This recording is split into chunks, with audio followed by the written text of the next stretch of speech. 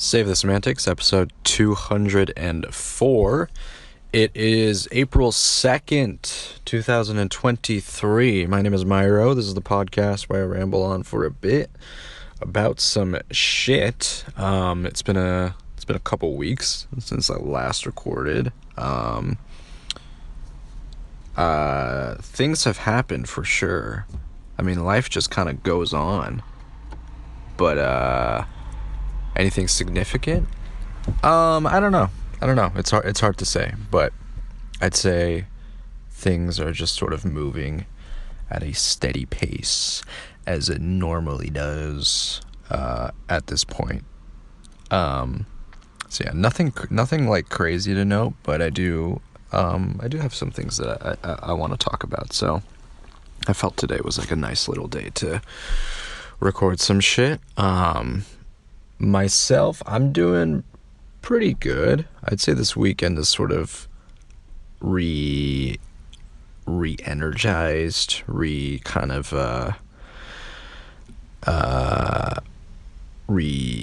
the word? Yeah, re-energized. It's sort of just kind of helped out a lot, taking a break, and sort of it actually feels like I've had somewhat of a weekend, I guess I could say. It's been nice. It's been a good past couple of days. So, I'd say I'm doing pretty decent at the moment.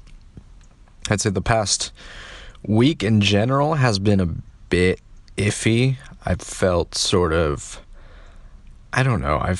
really just kind of, I felt out of it. I felt sort of discouraged at some things. Like there wasn't necessarily anything that was super stressful or anything like that, but I don't know. I think it's just a combination of my current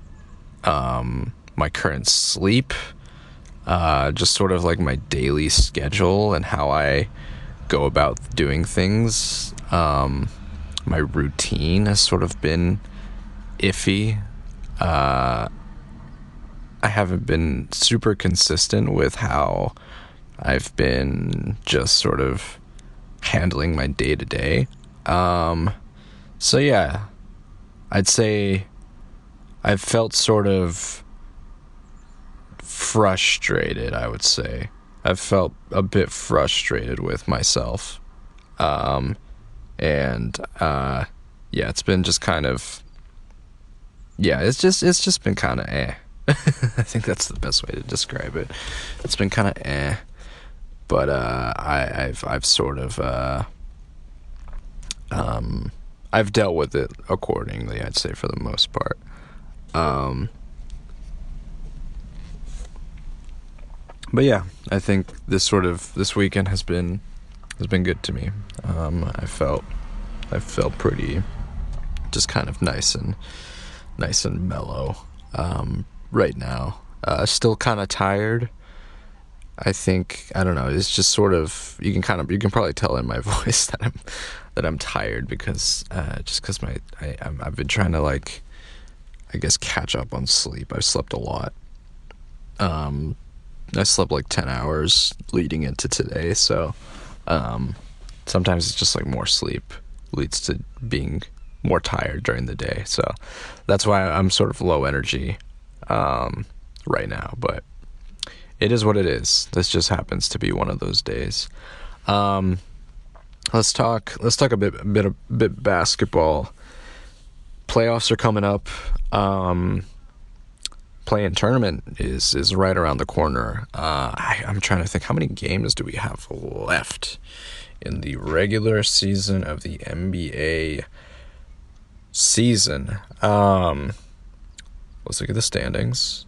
Instead of looking up how many games are remaining, I'm going to look at how many games the Warriors have played. So they've played 78 games. So there are 4 games remaining on the season, which is not very many. So it's going to be tight, man. It is going to be a tight finish. And I'm both excited and nervous. Right now, we are the 5th seed in the standings in the Western Conference, which is good. I think that's really good. If we can maintain that, I will be really happy about it. I think fifth, listen, matchup wise, it might be better to go up against the Kings than the Suns, but I would rather have the fifth seed than the sixth seed right now. I just think it's safer.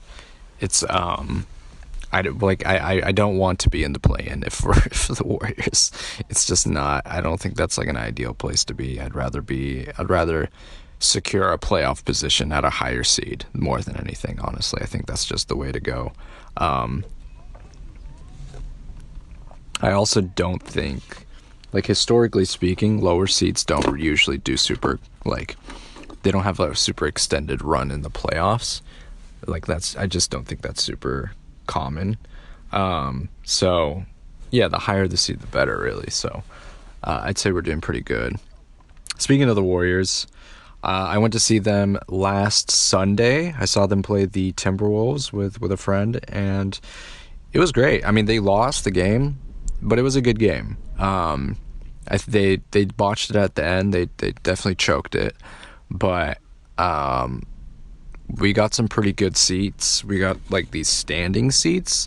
If I ever go back to Chase Center, I think that's gonna be the way to go, man. I think those seats are really solid.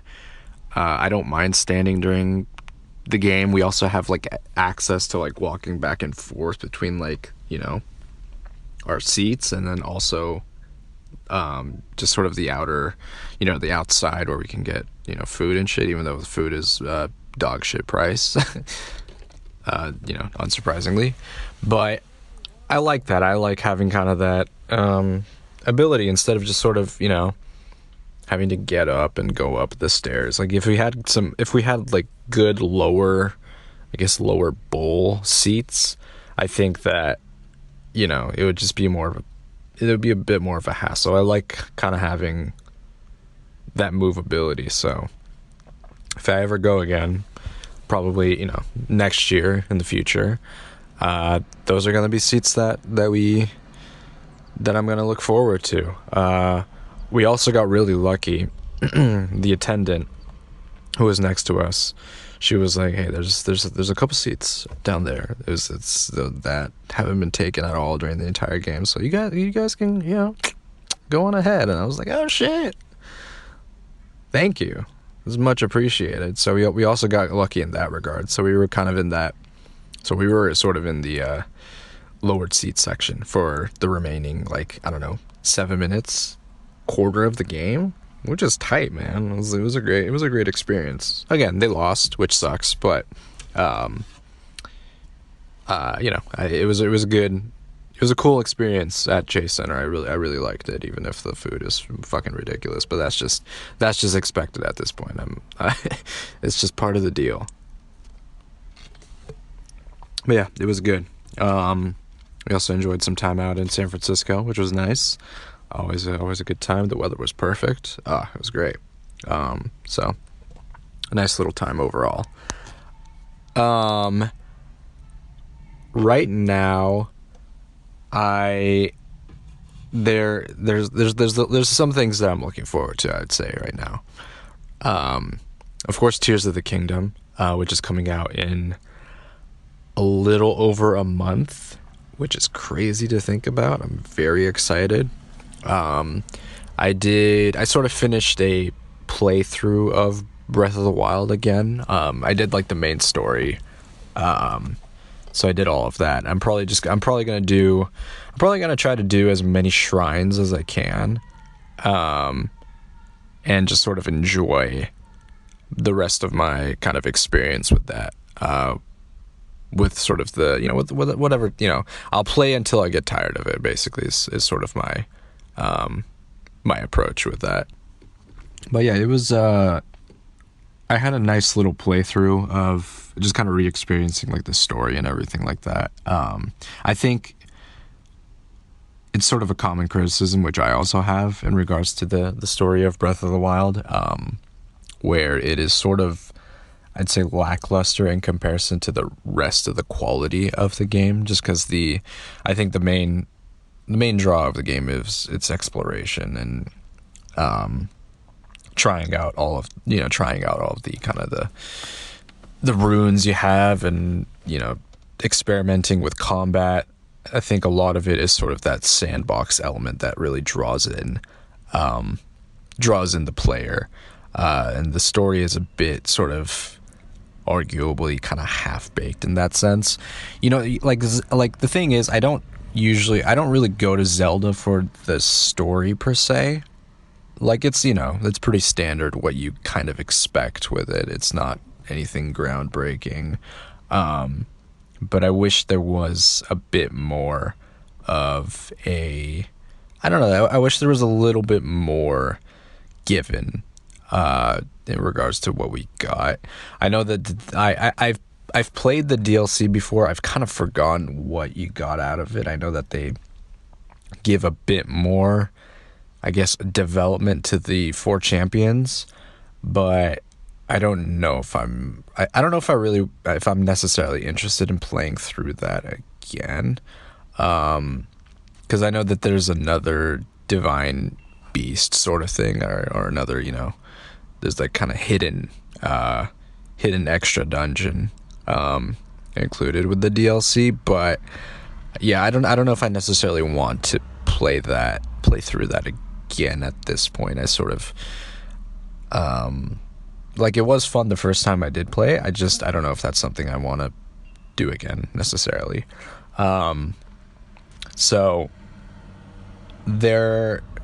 considering what we have been given so far in regards to Tears of the Kingdom, I'm really not sure what we would be expecting with the story. I fear that it's probably gonna be somewhat similar in terms of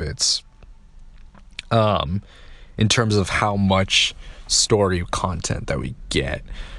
Like in terms of like percentage wise, it's probably going to be pretty similar. That's sort of my anticipation. They've shown the gameplay footage, and there's going to be, which is, it seems like a lot of fun. I did touch upon that last time. And it seems really exciting what you can kind of do with like the physics and building your own shit and whatnot. That there seems like a lot of fun gameplay opportunities there. I just think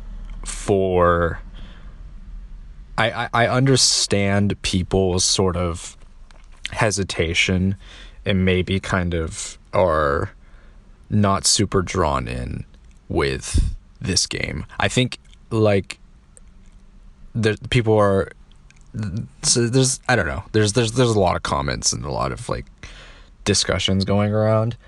I totally understand where a lot of people are coming from when they say that they're not super invested in this game, because they're expecting it to be more of the same for Breath of the Wild, which I'm fine with. I'm excited to rediscover the world and see with the things that have changed.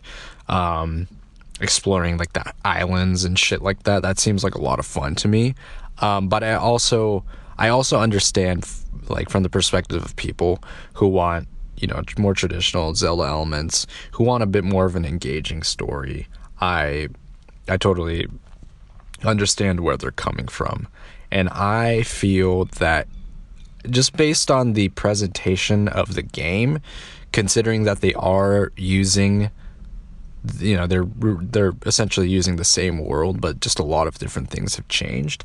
I think I also anticipate that the story is going to kind of reflect that as well, in the sense that it's going to be kind of in line with Breath of the Wild, where story is sort of going to take a bit of a backseat to everything else in regards to the game.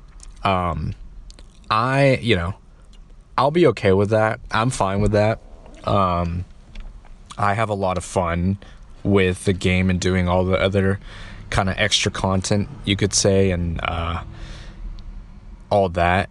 I'm also like, one of my favorite Zelda games is Twilight Princess, and Twilight Princess has a really strong story, I feel, and very, I mean, especially Midna. She's an incredible character. She's one of my favorite characters in the series.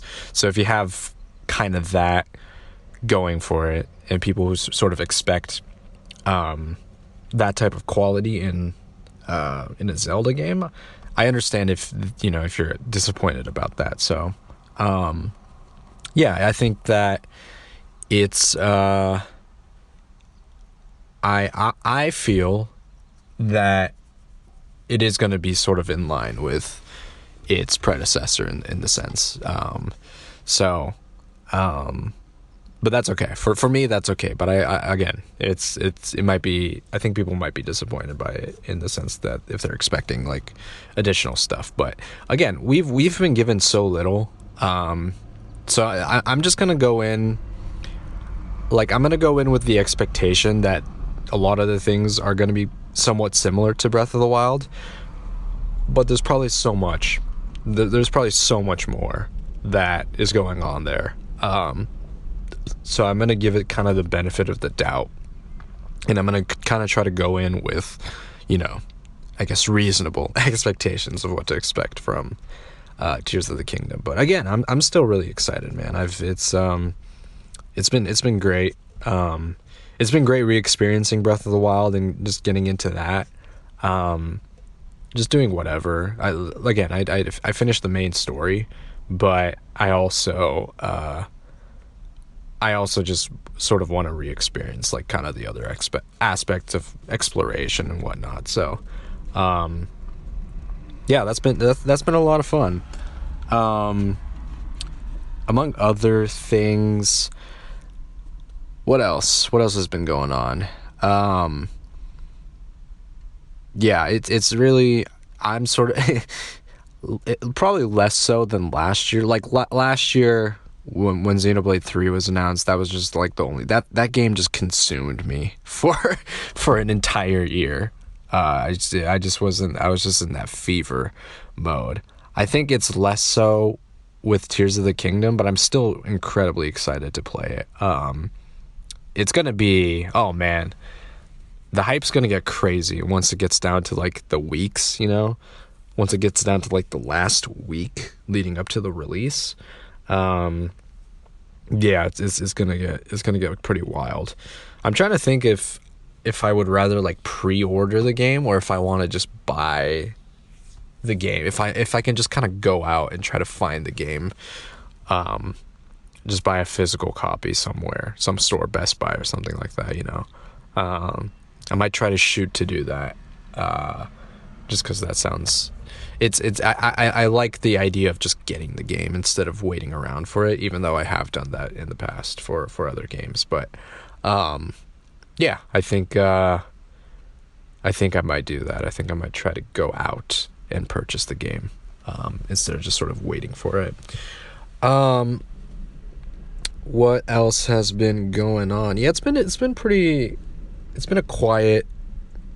This past week has been quiet. Like I said, I've just sort of been kind of going about things. Nothing too crazy, but yeah, just kind of just going through the motions, I guess. But yeah, I was sort of anticipating on discussing some more things, but I'm just drawing a blank right now. So this might be a bit of a shorter episode. I mainly just wanted to talk about kind of just some Breath of the Wild shit, Tears of the Kingdom, anticipating a lot of that stuff that's going to happen, talking about the Warriors and things kind of leading up into the playoffs. It's going to be, I've said this before, but I think the play-in this year is going to be, especially for the Western Conference, it's going to be pretty intense. Again, I'm hoping that the Warriors are not going to be in the play-in. I'd rather us guarantee a playoff spot more than anything. So, yeah. Stay tuned for that. It's going to be probably coming up in the next... I'm actually just going to look it up. I'm going to look up when the play-in is. NBA play-in tournament. It is going to begin on Tuesday, April 11th. It's almost a little over a week. And then there's also the NCAA championship tomorrow. I'm gonna watch that. I'm not a huge college person, but I've heard that the March Madness this year has been pretty crazy. The championship is going to be San Diego State and UConn. I hope that San Diego State pulls it off. Just because I know that UConn has already won a bunch of championships. So let's hope that the underdog gets it, man. That'll be exciting to watch. So yeah, I'll be checking that out tomorrow, and maybe I'll talk about it next week or whenever I feel like it. Yeah, shorter episode today. Just sort of wanted to catch up on some things, some thoughts. The usual. Anyways, thanks for listening. This has been Save the Semantics. Signing off.